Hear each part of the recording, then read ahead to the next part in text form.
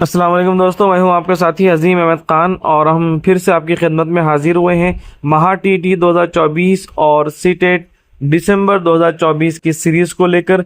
इसमें common minimum जो content है जो दोनों के लिए मुश्तरका है, उन चीज़ों को लेकर हम आपकी खिदमत में फिर से हाजिर हो रहे हैं। साथ ही साथ जो लोग चैनल पर नए हैं, इस चैनल को ज़रूर सब्सक्राइब करें ताकि आने वाली वीडियोस आप सभी को वक्त पर मिल जाए, और उन तमाम तलबा तालिबात तक इन वीडियोस को ज़रूर शेयर करें जो महा टीटी और सीटेट के एग्ज़ाम फॉर्म में अपीयर हो रहे हैं, शिरकत कर रहे हैं। जज़ाकल्लाह खैर, शुक्रिया। आइए हवा, पानी और मौसम के ताल्लुक़ से सबसे पहले देखते हैं हवा की अहमियत। हवा की अहमियत और आलूदगी एक बहुत ही अहम मसला है जो कि हमारी रोज़मर्रा की ज़िंदगी और माहौलियाती तवाज़ुन के लिए निहायत ही ज़्यादा अहम है।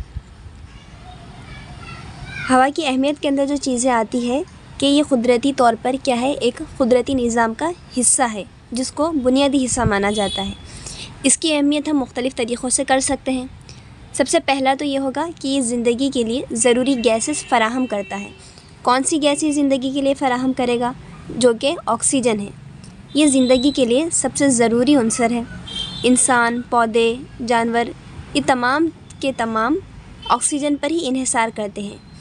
जानवर और इंसान क्या करते हैं, जब सांस लेते हैं तो ऑक्सीजन को इनहेल करते हैं और कार्बन डाइऑक्साइड इसका इखराज करते हैं, जबकि जितने पौधे होते हैं वो फोटोसिंथेसिस के अमल के दौरान कार्बन डाइऑक्साइड को जज़्ब करके ऑक्सीजन पैदा करते हैं।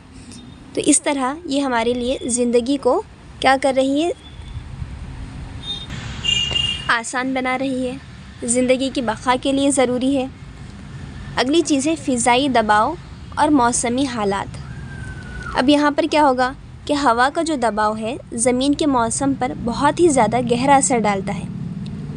हवा की हरकत की वजह से बारिश होती है, तूफ़ान और जितने भी मौसमी हालात पैदा होते हैं वो हवा की ही बदौलत है जो कि हमारी ज़िंदगी पर असरअंदाज होते हैं। अगर हवा का दबाव ना हो तो मौसमी तब्दीलियाँ मुमकिन ही नहीं होंगी। अगली चीज़ है पौधों और फसलों के लिए ज़रूरी। पौधों और फसलों के लिए किस तरह ज़रूरी होगी, तो इसमें जो कार्बन डाइऑक्साइड है ये इनकी नशो नुमा के लिए ज़रूरी होती है। पौधे इसे जज़्ब करके खुराक तैयार करते हैं और इससे न सिर्फ पौधे ज़िंदा रहते हैं बल्कि खुराक का जो सिलसिला है ये भी जारी रहता है। तवानाई का ज़रिया भी इसको माना जाता है। अब ये कैसे कि हवा की मदद से हम क्या करते हैं, तवानाई पैदा करते हैं, जैसे कि हवाई चक्कियाँ, विंड टरबाइन के ज़रिए जो बिजली पैदा की जाती है। इस खुली जो जगह होती है वहाँ पर आपने अक्सर देखा होगा कि इस तरह के हमको नज़र आते हैं, पिलर्स होते हैं जिस पर इस तरह के पंखे, पत्तियाँ लगी होती है। इसको कहते हैं विंड टरबाइन। इसके ज़रिए, इसकी मदद से तवानाई पैदा की जाती है और ये माहौल दोस्त तवानाई है और आलूदगी के बगैर ये तवानाई तैयार होती है। अगली चीज़ है हवा की आलूदगी। हवा की अहमियत हमने जान ली है, अब देखेंगे हवा की आलूदगी। क्या है हवा की आलूदगी? सबसे पहला है सनती फ़ुज़ला और धुआं। फैक्ट्रियों, कारखानों और जो सनतों से निकलने वाला धुआं है, जहरीली केमिकल्स है, ये क्या करते हैं, हवा को आलूदा बनाते हैं। जहरीली मादे फ़िज़ाई आलूदगी का बायस बनते हैं। इससे जो इंसानी सेहत है उसको शदीद तर ख़तरा लाहक होता है, जैसे कि दमा और सांस की बीमारियों में इजाफ़ा हो रहा है। अगली चीज़ है गाड़ियों का धुआं। गाड़ियों की धुएं की वजह से नाइट्रोजन डाइऑक्साइड और कार्बन मोनोऑक्साइड, ये दो नुकसानदा गैसें शामिल होती हैं। इससे क्या होगा कि ना सिर्फ इंसान बल्कि पौधे और जानवर, इनके लिए भी ये बहुत ज़्यादा ख़तरनाक होती हैं। अगली चीज़ है ज़राई केमिकल। खेतों में इस्तेमाल होने वाले जो केमिकल खादें हैं, इसके अंदर जो शामिल चीज़ें होती हैं ये फ़िज़ा को आलूदा बनाते हैं क्योंकि इसके अंदर केमिकल मौजूद होता है। ये केमिकल हवा में तहलील होकर बारिश के ज़रिए ज़मीन पर वापस आ जाता है और मिट्टी है, पानी है, उसको भी आलूदा कर देता है। काफ़ी साल पहले आप लोगों ने सुना होगा कि आगरा में तेज़ाबी बारिश हुई थी, जिसकी वजह से تاج محل پر آج بھی کچھ جگہ نشانات ہیں، اسپاٹس ہے، تو یہ کس وجہ سے ہوتا ہے؟ جب حد سے زیادہ آلودگی پیدا ہو جاتی ہے تب یہی چیزیں ہوا میں شامل ہو کر بارش کے ذریعے واپس زمین پر آ جاتی ہیں۔ اگلی چیز ہے مضر صحت ایندھن کا جلنا۔ اب یہ کیا ہے؟ کوئلہ، لکڑی اور جتنے بھی ایسے ایندھن ہیں جس کو جلانے سے زہریلے گیسز ہوا میں شامل ہو جاتی ہے اور فضا کی آلودگی کا باعث بنتی ہے، اور یہ کیا کریں گی؟ ماحول کو بہت زیادہ نقصان پیدا کرتی ہے۔ اسی لیے ہمیں چاہیے کہ یہ جو مضر صحت ایندھن ہے اس کا استعمال نہ کریں، کوئلہ، لکڑی وغیرہ۔ ہوا کی آلودگی کے اثرات۔ سب سے پہلے دیکھیں گے کہ ہوا کی آلودگی کے اثرات میں سب سے پہلا جو اثر ہے انسانی صحت پر ہوتا ہے کہ وہ کیا اثر ہو رہا ہے؟ آلودہ ہوا میں سانس لینے سے مختلف بیماریوں کا خطرہ بڑھ رہا ہے۔ مثلاً سب سے پہلے تو سانس کی بیماریاں، دمے کی بیماری، برونکائٹس اور الرجی وغیرہ۔ اس کے علاوہ دل کی بیماریوں کا خطرہ، کینسر اور خاص طور پر پھیپھڑوں کا کینسر، یہ ہم کو زیادہ دیکھنے میں آ رہا ہے، اس کا ریشو بڑھتا جا رہا ہے۔ اگلی چیز ہے ماحول پر اثر۔ ماحول پر کیا اثر ہوگا اس کا؟ کہ ہوا کی آلودگی کی وجہ سے ماحول میں گرین ہاؤس جو گیسیں ہیں اس کا اضافہ ہو رہا ہے، جو کہ گلوبل وارمنگ کا سبب بنتی جا رہی ہے۔ ہوا میں موجود زہریلے مادے بارش کے ذریعے زمین پر آتے ہیں، جیسے کہ تیزابی بارش جس کو ہم ایسڈ رین کہتے ہیں۔ یہ بارش فصلوں اور پودوں میں مٹی کو نقصان پہنچاتی ہے۔ اگلی چیز ہے حیوانات اور نباتات پر اثر۔ ان پر کیا اثر ہے کہ ان کی جو صحت ہے وہ متاثر ہو رہی ہے آلودگی کی وجہ سے۔ خاص طور پر جتنے بھی آبی جاندار ہیں، جب زہریلی بارش پانی کے جتنے ذخائر ہیں، کنویں ہیں، ندیاں ہیں، تالاب ہے، سمندر ہے، ان میں جب شامل ہو جاتا ہے تو یہ پانی پینے کے قابل نہیں رہتا اور جانوروں کی بقا کو خطرہ لاحق ہو جاتا ہے۔ اوزون کی تہہ کو بھی اس سے نقصان پہنچ رہا ہے کہ ہوا میں موجود کلورو فلورو کاربنز CFCs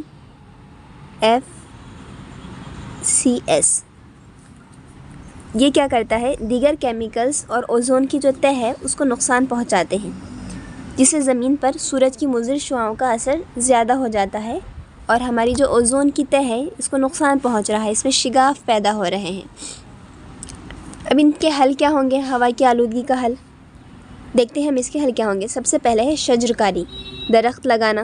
درخت لگانے سے کیا ہوتا ہے کہ آکسیجن کی مقدار بڑھتی ہے، کاربن ڈائی آکسائڈ جذب ہوتا ہے، جس سے ہوا کی صفائی ہوتی ہے۔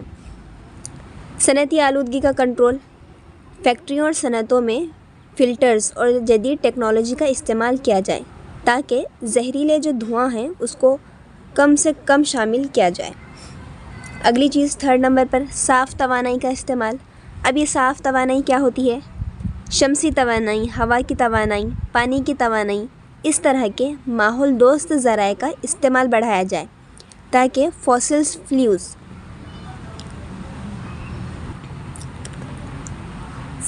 فیولز یہ کیا ہے کہ کوئلہ، تیل، ان کا استعمال کم سے کم ہو اور فضائی آلودگی میں کمی آ جائے۔ اگلی چیز ہے 4، گاڑیوں کی آلودگی کو کم کرنا۔ اب گاڑیوں سے نکلنے والا جو دھواں ہے اس کو کم کرنے کے لیے الیکٹرک گاڑیوں کا استعمال کی جائے۔ ای بائکس جو آج کل مارکیٹ میں بہت زیادہ آ رہی ہے، پبلک ٹرانسپورٹ ہے اس کو فروخت کیا جائے، زیادہ سے زیادہ پبلک ٹرانسپورٹ کا استعمال کیا جائے۔ اس کے علاوہ گاڑیوں کی مناسب دیکھ بھال، جدید فلٹرز کے استعمال سے بھی آلودگی کو ہم کم کر سکتے ہیں۔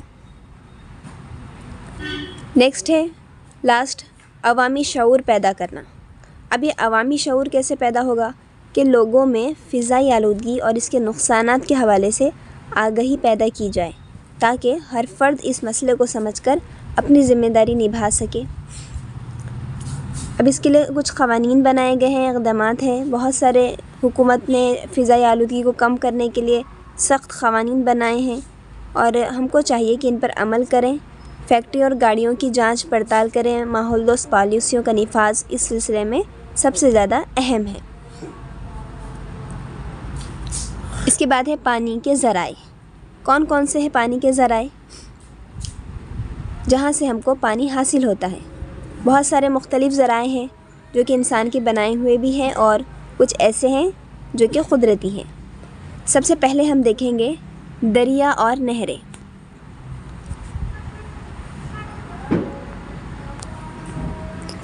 یہ میٹھے پانی کے اہم ذرائع کو مانا جاتا ہے جو کہ زراعت میں، صنعت میں اور گھریلو ضروریات کو پورا کرنے میں یہ بہت زیادہ اہم کردار ادا کرتے ہیں۔ یہ پانی عام طور پر بارشوں اور بارش کی وجہ سے ہم کو حاصل ہوتا ہے۔ اس کے علاوہ گلیشیئرز جو ہوتے ہیں جب یہ پگھل جاتے ہیں تو ان سے بھی ہم کو پانی مہیا ہوتا ہے۔ نیکسٹ ہے جھیلیں اور تالاب۔ یہ پانی بارش اور دریاؤں سے آتا ہے، کئی علاقوں کی زراعت اور پینے کے پانی کے لیے استعمال ہوتا ہے۔ اگلا ہے زیر زمین پانی۔ یہ وہ پانی ہے جو زمین کے اندر موجود ہوتا ہے، کنویں، بورنگ، ان کے ذریعے یہ حاصل کیا جاتا ہے۔ زیر زمین پانی زراعت، صنعت اور گھریلو استعمال کے لیے بہت ہی زیادہ اہم ہے۔ اگلا ہے بارش کا پانی۔ بارش کا پانی قدرتی طور پر انسان کی ضرورتوں کو پورا کرتا ہے، جس میں زراعت وغیرہ شامل ہے۔ یہ زمین کی زرخیزی کو بڑھاتا ہے، دریاؤں، نہروں اور جھیلوں کو بھرنے کا ذریعہ بنتا ہے۔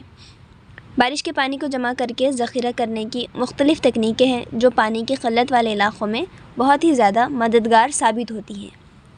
اگلا ہے سمندر کا پانی۔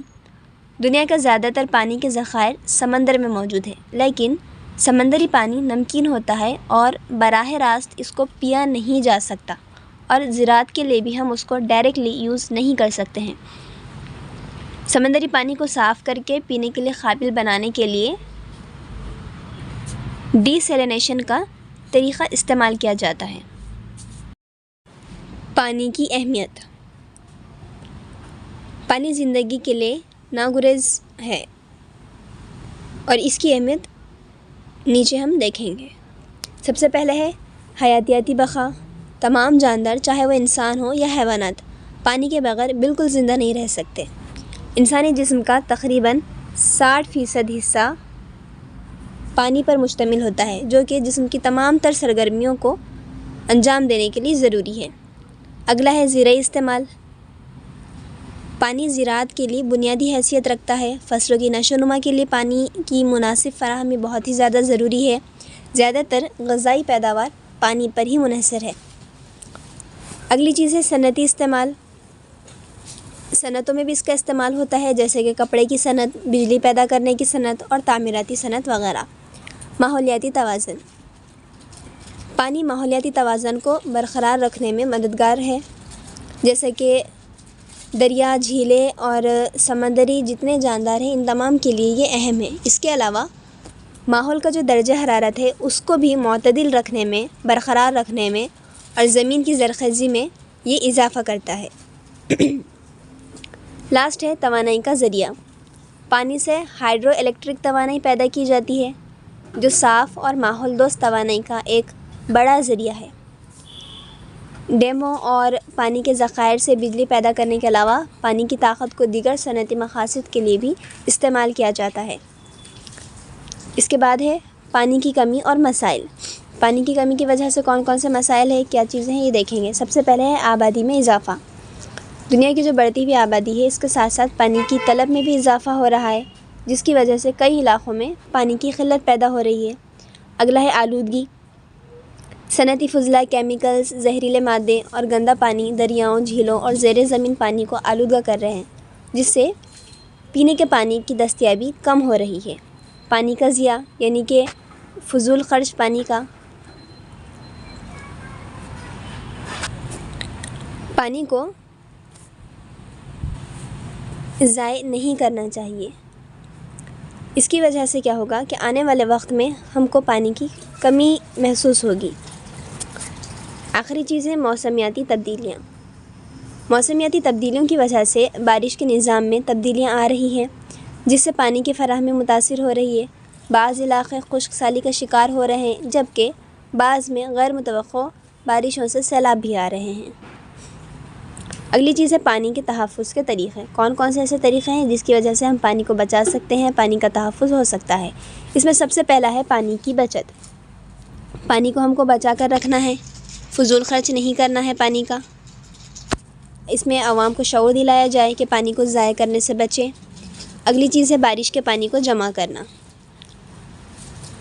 پانی کا ذخیرہ کرنا اور اس کو ریسائیکل کرنا، فلٹر کرنا، یہ تمام چیزیں بارش کے پانی کو جمع کرنے کے اندر آ جاتی ہے۔ اگلا ہے پانی کی ریسائیکلنگ، جو کہ ابھی بولے ہم نے۔ یہ کیا کرتا ہے؟ پانی کو دوبارہ سے صاف کر کے استعمال کرنے کے لائق بناتا ہے۔ اگلی چیز ہے پانی کی آلودگی کو کم کرنا۔ ابھی آلودگی جو ہے پانی کی، اس کو کم کیسے کریں گے کہ جتنے بھی فیکٹریاں ہیں اور صنعتی فضلے ہیں، یہ پانی کے ذخائر میں ڈالنے سے پہلے ان کو صاف کرنے کے لیے اقدامات کیے جائیں۔ اگلا ہے جدید آبپاشی کے طریقے۔ زراعت میں پانی کا جو ضیاع ہو جاتا ہے اس کو روکنے کے لیے جدید آبپاشی کے طریقے، جیسے کہ ڈرپ ایریگیشن اور اسپرنکلر سسٹم، یہ تمام طریقے اپنائے جائیں تاکہ مؤثر طریقے سے استعمال کیا جا سکے پانی کو۔ آخری چیز ہے اس میں آبی وسائل کا بہتر انتظام۔ حکومتوں اور عالمی اداروں کو چاہیے کہ پانی کے ذخائر کو بہتر انتظام کرے۔ ڈیمز اور ذخیرہ کرنے والے جو تالابات ہیں ان میں ان کی بہتر تعمیر کی جائے تاکہ پانی کو ذخیرہ کیا جا سکے اور خشک سالی کے دوران پانی کی کمی نہ ہو۔ ابھی یہ ہم نے تحفظ تو کر لیا، اس کا اب اس کے فائدے کیا کیا ہوں گے؟ اس کا سب سے پہلا فائدہ ہے کہ ماحولیاتی توازن برقرار رہتا ہے، زمین کی زرخیزی بڑھتی ہے، جانداروں کی بقا ممکن ہوتی ہے۔ اگلی چیز ہے زرعی پیداوار میں اضافہ۔ اگر زرعی پیداوار میں اضافہ ہوگا تو غذائی قلت کو کم کیا جا سکے گا اور اس سے معیشت بھی ہماری فائدے میں رہے گی۔ نیکسٹ ہے توانائی کی پیداوار۔ پانی سے ہم بجلی پیدا کر کے توانائی کے لیے ایک نیا ذریعہ پیدا کر سکتے ہیں جو صاف اور ماحول دوست ہے۔ اگلا ہے انسانی صحت میں بہتری۔ صاف اور محفوظ پانی کا استعمال انسانی صحت کو نہایت اہم بناتا ہے۔ آلودہ پانی سے پھیلنے والی بیماریاں ہیں، ان سے بچاؤ ہوتا ہے۔ اگلا ہے موسموں کا تعارف۔ موسم کس طرح پیدا ہوں گے؟ زمین کی سورج کے گرد جو گردش ہوتی ہے اس کے نتیجے میں مختلف موسم پیدا ہوتے ہیں جو زمین کے مختلف حصوں میں مختلف وقتوں پر آتے ہیں۔ اس میں سب سے پہلا ہے گرمی کا موسم، سمر۔ گرمی کے موسم اس کو صیف بھی کہتے ہیں۔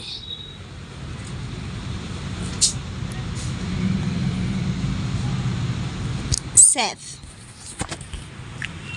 یہ اس وقت آتا ہے جب زمین کا وہ حصہ سورج کے قریب ہوتا ہے۔ یہ عام طور پر درجہ حرارت میں اضافہ، لمبے دنوں اور مختصر راتوں کا سبب بنتا ہے۔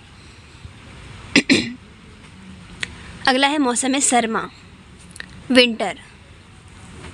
سردی کا موسم یہ اس وقت آتا ہے جب زمین کا حصہ سورج سے دور ہوتا ہے۔ اس موسم میں درجہ حرارت کم ہو جاتا ہے، دن چھوٹے اور راتیں لمبی ہو جاتی ہیں اور بعض علاقوں میں برف باری بھی ہوتی ہے۔ اگلا ہے موسم بہار، اسپرنگ موسم۔ اسپرنگ کے موسم کو ربی بھی کہتے ہیں۔ یہ خوشگوار موسم ہوتا ہے جب سردیوں کے بعد درجہ حرارت بڑھنے لگتا ہے اور پودے دوبارہ پھولنا شروع ہو جاتے ہیں، اور اس موسم میں خوبصورتی عروج پر ہوتی ہے۔ نیکسٹ ہے خزاں کا موسم، موسم خزاں۔ اس کو خریف بھی کہتے ہیں، خریف۔ یہ اس وقت آتا ہے جب درختوں کے پتے گرنا شروع ہو جاتے ہیں اور درجہ حرارت سردیوں کی جانب مائل ہوتا ہے۔ یہ فصلوں کی کٹائی کا بھی موسم ہوتا ہے۔ اب دیکھیں گے موسموں کے اثرات کیا کیا ہوتے ہیں۔ سب سے پہلا ہے گرمی کے موسم کا اثر۔ انسانی صحت پر کیا اثر ہوگا کہ درجہ حرارت سے گرمی کا بخار، پانی کی کمی، تھکاوٹ، اس طرح کے مسائل پیدا ہوں گے، اور کچھ علاقوں میں اگر گرمی کی شدت زیادہ ہوتی ہے تو یہ جان لیوا بھی ثابت ہوتا ہے۔ اگلا ہے زراعت پر اثر۔ گرمی کا موسم زرعی پیداوار کے لیے بہت ہی زیادہ اہم ہے، لیکن اگر پانی کی کمی ہو تو فصلوں پر منفی اثرات بھی پڑ سکتے ہیں، اور فصلیں گرمی کے موسم میں اچھی پیداوار دیتی ہے، جیسے کہ گندم اور مکئی۔ لاسٹ اس میں ہے ماحول پر اثر۔ ماحول پر کیا اثر ہوگا کہ گرمی کے باعث دریا، جھیلیں، یہ چیزیں کیا ہو جائیں گے، خشک ہو سکتی ہیں، اور جنگلات میں آگ لگنے کے بھی واقعات ہم کو سننے میں آتے ہیں۔ اگلا ہے گرمی کے موسم کے اثرات۔ انسانی صحت پر اس کا اثر یہ ہوگا کہ سردی کی وجہ سے لوگوں کو زکام، کھانسی، فلو اس طرح کی بیماریاں عام ہو جائے گی۔ زیادہ سردی سے جسمانی کمزوری اور سردی سے پیدا ہونے والی بیماریوں کا خدشہ بھی بڑھ جاتا ہے۔ اگلا ہے زراعت پر اثر۔ سرد موسم میں بعض فصلیں جیسے کہ گاجر، شلجم، اس کی پیداوار اچھی ہے، لیکن سخت سردی اگر ہو جاتی ہے تو فصلیں جم کر خراب بھی ہو سکتی ہیں۔ اگلا ہے ماحول پر اثر۔ برف باری اور شدید سردی سے دریاؤں اور جھیلوں کا پانی جم جاتا ہے، جس سے ماحولیاتی توازن پر اثر ہوتا ہے۔ برف پگھلنے سے پانی کی فراہمی میں اضافہ بھی ہو جاتا ہے۔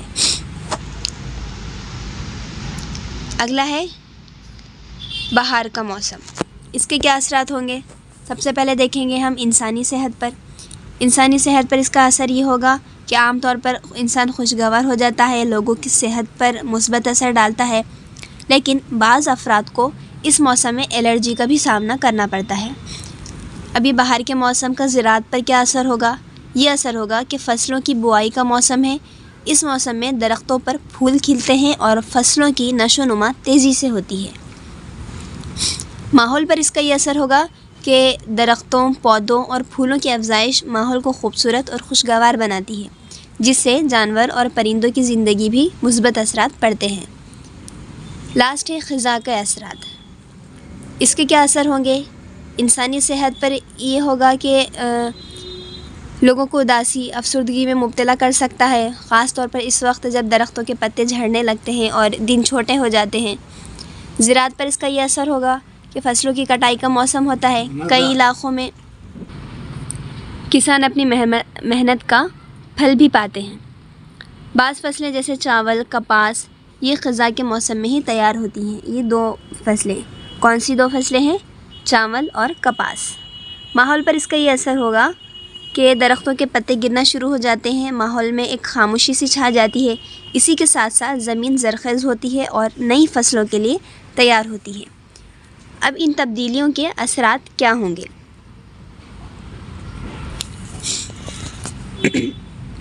سب سے پہلا اثر یہ ہے کہ ماحولیاتی توازن میں بگاڑ پیدا ہوگا۔ گلوبل وارمنگ، فضائی آلودگی کے باعث موسموں کا جو توازن ہے وہ بگڑتا جا رہا ہے۔ گرمیوں میں غیر معمولی گرمی اور سردیوں میں غیر معمولی سردی دیکھی جا رہی ہے۔ سیکنڈ یہ ہے کہ زرعی پیداوار میں کمی موسمی تبدیلیوں کی وجہ سے ہی ہو رہا ہے کہ فصلوں کی جو پیداوار ہے وہ متاثر ہو رہی ہے۔ بعض علاقوں میں بارش کی کمی یا زیادہ بارش فصلوں کو نقصان پہنچا رہی ہے۔ آخری ہے سمندری سطح میں اضافہ۔ گلوبل وارمنگ کے باعث برف پگھلنے سے سمندر کی جو سطح ہے وہ بڑھ رہی ہے، جس سے ساحلی علاقوں میں سیلاب اور دیگر مسائل کا ہم کو سامنا کرنا پڑتا ہے۔ اب اس کے بچاؤ بھی ہے۔ بچاؤ کے طریقے کیا کیا ہو سکتے ہیں؟ سب سے پہلا طریقہ ہے کہ ماحولی تحفظ، ماحول کو ہم کیا کریں؟ تحفظ دیں، درخت لگائیں، فضائی آلودگی کو کم کرنے کی کوشش کریں۔ سیکنڈ اس کا یہ سلیوشن ہو سکتا ہے کہ جدید زرعی تکنیکیں ہیں، جدید آبپاشی کا طریقہ، یہ تمام چیزوں کو ہم اپنائیں۔ نیکسٹ ہے کہ توانائی کے صاف ذرائع کا استعمال ہو، پھر ہے پانی کے ذخائر کا تحفظ ہو۔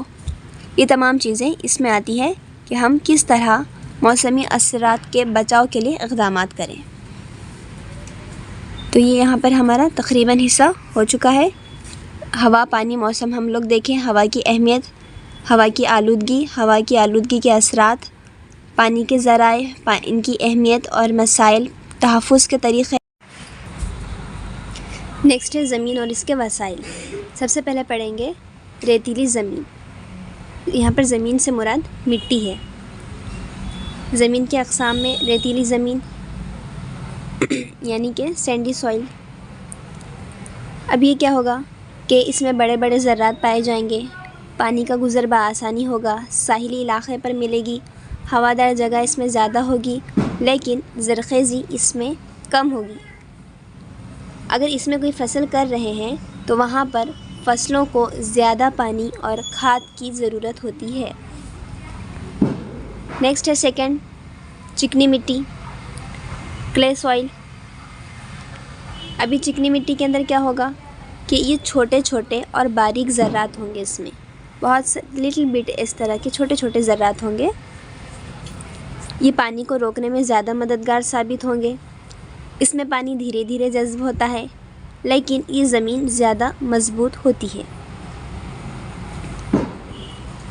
اگلی کیا ہے اس کے اندر کہ اس کو فصلوں کے لیے اچھا سمجھا جاتا ہے، مگر اس میں ہوا کی رفتار کم ہوتی ہے، اس میں سے ہوا پاس نہیں ہوگی، بہت کم دھیرے سے ہوگی۔ نیکسٹ ہے لوم سوائل۔ یہ مٹی ریت اور چکنی مٹی کا ایک مکسچر ہوتی ہے۔ اس قسم کے یہ فصلوں کے لیے بہترین سمجھی جاتی ہے کیونکہ اس میں پانی کو روکنے اور گزرنے دونوں کی صلاحیت ہوتی ہے، جو ایک اچھا توازن ہوتا ہے۔ اس میں آرگینک میٹر زیادہ ہوتا ہے جو کہ فصلوں کے لیے مفید ہے۔ آرگینک میٹر مینس نامیاتی مواد۔ نیکسٹ ہے سلٹ سوائل۔ اس میں متوسط سائز کے ذرات ہوتے ہیں جو کہ پانی کو روک کر اسے دھیرے دھیرے گزرنے دیتے ہیں۔ یہ زمین پانی کو اچھی طرح روک سکتی ہے، لیکن اس قسم کی زمین میں زرخیزی بہت ہی زیادہ کم ہوتی ہے۔ نیکسٹ ہے ففتھ ون، چکنی ریتیلی زمین، سینڈی لوم۔ یہ سینڈی اور لومی سوائل کا مکسچر ہوتی ہے۔ اس میں دونوں قسم کی زمینی اثرات پائے جاتے ہیں جو کہ فصلوں کے لیے بہترین ثابت ہوتے ہیں۔ نیکسٹ ہے زمین کی بناوٹ۔ زمین کی بناوٹ کا کردار۔ سب سے پہلے ہے اس کے اندر پانی کی رکاوٹ اور نکلنے کا عمل۔ زمین کی بناوٹ پانی کو جذب کرنے اور نکالنے میں اہم کردار ادا کرتی ہے۔ ریتیلی زمین پانی جلدی نکل جاتا ہے، جبکہ جو چکنی مٹی ہوتی ہے اس میں پانی کو زیادہ دیر تک روکنے کی صلاحیت ہوتی ہے۔ اگلا ہے ہوا کا گزر۔ ریتیلی زمین میں ہوا کا گزر آسانی سے ہو جاتا ہے، جبکہ چکنی مٹی میں ہوا مشکل سے گزر ہوتی ہے۔ فصلوں پر اثرات۔ فصلوں پر اس کا کیا اثر ہوگا کہ مختلف قسم کی زمین مختلف فصلوں کے لیے زیادہ مناسب ہوتی ہے۔ ایسا نہیں ہوتا کہ ہر فصل ایک جگہ پر ہی کی جائے۔ کچھ جگہ پر کچھ فصلیں ہوتی ہے، کچھ جگہ پر کچھ فصلیں ہوتی ہیں۔ جہاں پر پانی کی زیادہ دستیابی ہوتی ہے وہاں پر چاول کی فصلیں ہوتی ہے، اور اس کے علاوہ بہت ساری ایسی فصلیں ہیں جو کہ ہر جگہ نہیں اگائی جاتی، جیسے کہ ساگوان کے درخت ہے، وہ ہر مٹی میں نہیں اگتے، اس کے لیے خاص قسم کی مٹی درکار ہے۔ اگلی چیز ہے پہاڑی، میدانی، ریگستانی اور ساحلی علاقے۔ سب سے پہلا ہے پہاڑی علاقے، ماؤنٹین ایریا۔ دیکھیں گے یہ کیا ہے۔ سب سے پہلے پہاڑی علاقے ایسے علاقے ہیں جو اونچی اور ناہموار زمین پر مشتمل ہوتے ہیں، یعنی یہ ہے ہماری ہموار زمین، لیکن جو ناہموار ہے وہ اس طریقے کے ہوں گے، ایسے ابھار، اور اس کے اندر اس طرح وہ نظر آئے گی۔ ان میں بلند و بالا پہاڑ موجود ہوتے ہیں۔ ہمارے ہندوستان میں ہمالیہ کا جو سلسلہ ہمیں نظر آتا ہے، اس کی خصوصیات کیا کیا ہیں؟ سب سے پہلے دیکھیں گے خصوصیات میں موسم۔ پہاڑی علاقوں کا موسم بہت سخت اور سرد ہوتا ہے، خاص کر اونچائی کی وجہ سے۔ یہاں سردی میں برف باری عام ہوتی ہے، جبکہ گرمیوں میں بھی موسم ٹھنڈا ہی رہتا ہے۔ یہاں کی زندگی حیات، نباتات اور حیوانات سخت ماحول میں زندہ رہنے کے عادی ہوتے ہیں۔ جنگلات، جڑی بوٹیاں، جنگلی حیات جیسے برفانی چیتے، پہاڑی بکرے وغیرہ یہاں پر پائے جاتے ہیں۔ نیکسٹ ہے زراعت۔ اب یہاں پر زراعت کون سی ہوگی؟ پہاڑی ہونے کی وجہ سے یہ زراعت کیا ہو جاتی ہے؟ تھوڑا سا مشکل ہو جاتی ہے، لیکن سیڑھی نما کھیت یہاں پر اس کے ذریعے چاول، مکئی اور دیگر فصلیں اگائی جاتی ہیں۔ ابھی سیڑھی نما کھیت یہ کیا ہوتے ہیں کہ یہاں اگر کوئی پہاڑ ہے اس قسم کا تو یہاں پر آپ نے یہ اس طرح کا دیکھا ہوگا، پتی کے کھیت ہم کو دیکھنے کے لیے ملتے ہیں، تو اس میں اس طریقے کے ہوتے ہیں، اسٹیپس ہوتے ہیں جس کو سیڑھی نما کھیت کہتے ہیں۔ پھر ہے معاشرتی زندگی۔ اب یہاں کی معاشرتی زندگی کیا ہوگی کہ کم ہوگی. لوگ یہاں پر آبادی کے لحاظ سے کم ہوں گے. زیادہ تر لوگ غلہ بانی اور زراعت پر منحصر ہوتے ہیں. لوگوں کی رہائش پتھروں اور لکڑیوں کے گھر بناتے ہیں وہ اپنی رہائش کے لیے. نیکسٹ ہے میدانی علاقے. یہ وہ علاقے ہیں جو کہ ہموار زمین پر مشتمل ہوتے ہیں. بالکل ہموار یہاں کی زمین ہوگی. کوئی بڑی اونچائی یا گہرائی نہیں ہوتی ہے. اب اس کی خصوصیت کیا ہے کہ میدانی علاقوں میں موسم معتدل ہوتا ہے، یعنی کہ گرمیوں میں گرم اور سردیوں میں ٹھنڈا. یہاں کی جو حیات ہے زندگی، ابھی زندگی کیسی ہوگی کہ مٹی زرخیز ہوتی ہے، جس کی وجہ سے نباتات اور حیوانات کی مختلف اقسام یہاں پر پائی جاتی ہے، یعنی کہ تنوع ہم کو یہاں پر دیکھنے میں نظر آئے گا. میدانی علاقوں میں زراعت بہت ہی زیادہ اہم ہوتی ہے. گندم، چاول، گنا، کپاس، اس طریقے کی دیگر فصلیں یہاں پر اگائی جاتی ہیں. دریاؤں کے قریب کی جو زمین ہوتی ہے وہ بہت ہی زیادہ زرخیز مانی جاتی ہے. میدانی علاقوں میں آبادی زیادہ ہوتی ہے. یہاں شہری اور دیہی علاقے دونوں پائے جاتے ہیں. معاشرتی زندگی میں لوگوں کا زیادہ تر انحصار زراعت، تجارت اور صنعتوں پر ہوتا ہے. زراعت، تجارت اور صنعتیں. اگلا ہے ریگستانی علاقے. یہ جو ریگستانی علاقے ہیں یہ وہ علاقے ہیں جہاں زمین ریت اور خشک مٹی پر مشتمل ہوتی ہے. ڈیزرٹ ایریا جس کو ہم کہتے ہیں، اور بارش کی مقدار بھی بہت کم ہوتی ہے. ہمارے یہاں پر راجستھان میں اس طرح کا علاقہ پایا جاتا ہے، تھار کا ریگستان جہاں موجود ہے. اب یہاں پر جو موسم ہوگا دیگر علاقوں کی بنسبت یہاں کا موسم شدید گرم ہوتا ہے. بارشیں نہایت کم، بالکل نہیں کے برابر ہوتی ہے. دن میں شدید گرمی ہوگی اور رات کو تھوڑا سا ٹیمپریچر نارمل پر آ جائے گا. نیکسٹ ہے یہاں کی زندگی حیات. یہاں نباتات اور حیوانات کی محدود اقسام ہوتی ہے. خشک اور سخت حالات میں زندہ رہنے والی جڑی بوٹیاں، کیکٹس کے پودے، اونٹ، سانپ اور کچھ دوسرے جانور بھی یہاں ہم کو نظر آتے ہیں. اب زراعت، کیا زراعت ہوگی یہاں پر؟ پانی کی کمی کی وجہ سے زراعت بہت محدود ہوتی ہے، لیکن جس علاقے میں پانی مل جاتا ہے، دستیاب ہوتا ہے، وہاں پر باجرہ اور جوار اس طریقے کی فصلیں پیدا کی جاتی ہے. لاسٹ ہے معاشرتی زندگی. یہاں کے لوگ سخت محنتی ہوتے ہیں، زیادہ تر غلہ بانی کرتے ہیں. اونٹ، بکریاں، بھیڑیں یہ پالنے کا رجحان یہاں پر عام ہے. لاسٹ ہے ساحلی علاقے، کوسٹل ایریاز. یہ وہ علاقے ہوتے ہیں جو سمندر کے قریب واقع ہوتے ہیں. اب یہاں پر موسم کیا ہوگا؟ معتدل ہوگا. سمندر سے قریب ہونے کی وجہ سے ہوا میں نمی ہوگی. پھر ہے زندگی یہاں کی حیات.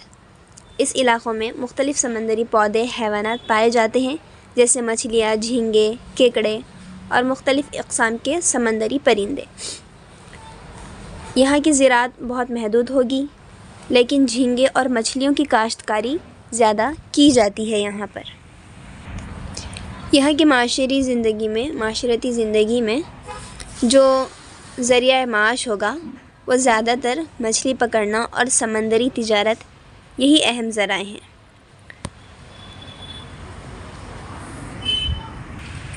اگر ہم ان چاروں علاقوں کا خلاصہ دیکھتے ہیں تو پہاڑی علاقے میں جو مین چیزیں ہیں، اونچے، ٹھنڈے، زراعت مشکل ہوگی اور سیڑھی نما کھیت ہوں گے. میدانی علاقہ ہے، ہموار زمین اور زرخیز مٹی، بڑی آبادی، زراعت کو اہمیت حاصل. ریگستانی علاقہ خشک اور گرم ہوگا، پانی کی کمی ہوگی اور غلہ بانی وہاں کا اہم پیشہ ہوگا. نیکسٹ ہے ساحلی علاقہ. ساحلی علاقے میں نم اور معتدل ہوگا، مچھلی اور سمندری تجارت یہاں پر اہم ہوگی. آگے بڑھتے ہیں معدنیات، منرلز. اب معدنیات کو عام طور پر دو حصوں میں تقسیم کیا جاتا ہے، ایک ہے دھات اور دوسرا ہے ادھات. دھاتی معدنیات یعنی کہ میٹلک منرلز، اور غیر دھاتی معدنیات یعنی کہ نان میٹلک. ابھی جو ہماری دھاتیں ہیں یہ معدنیات دھاتوں پر مشتمل ہوتی ہے، جیسے کہ لوہا، تانبا، سونا، چاندی وغیرہ. اور جو غیر دھاتی ہے، ادھات جس کو کہتے ہیں، یہ دھاتوں پر مشتمل نہیں ہوتی. کوئلہ، چونا، پتھر، نمک وغیرہ اس میں شامل ہوگا. اہم معدنیات کون کون سی ہے؟ लोहा, इसके अलावा तांबा है, कॉपर, सोना, गोल्ड, चांदी, कोयला, चूना पत्थर और फिर नमक। इसके अलावा नेचुरल गैसेस हैं, तेल है। मादनियात की जो फ़वाइद हैं और उससे जो माशियत पर असर है, अधात की अगर क्वालिटीज़ देखें तो अधात में हमको ये नज़र आता है कि ये बर्क़ के मौसिल नहीं होते, लेकिन एक दो अधात ऐसे हैं जो कि जिसमें से बर्क़ गुज़रती है, जैसे कि ग्रेफाइट। इसके अलावा और कोई नहीं है, बस एक दो ही इस किस्म के हैं। बाकी तमाम अधातें बर्क़ की मौसिल नहीं होती है, नहायती नाजुक होती है, फूटक होती है, चमकदार नहीं होती। ये तमाम चीज़ें हैं जो कि अधात की क्वालिटी में आता है।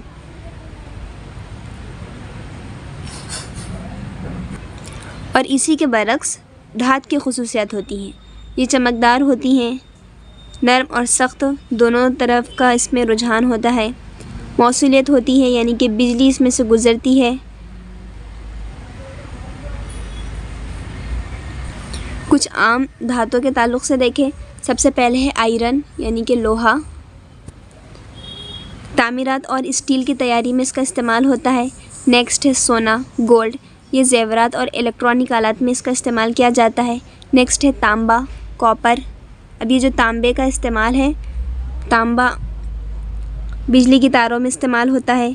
सिल्वर, चांदी, ये ज़ेवरात, सिक्कों और इलेक्ट्रॉनिक्स में हम इसका इस्तेमाल करते हैं। Subscribe now and press the bell icon. Never miss an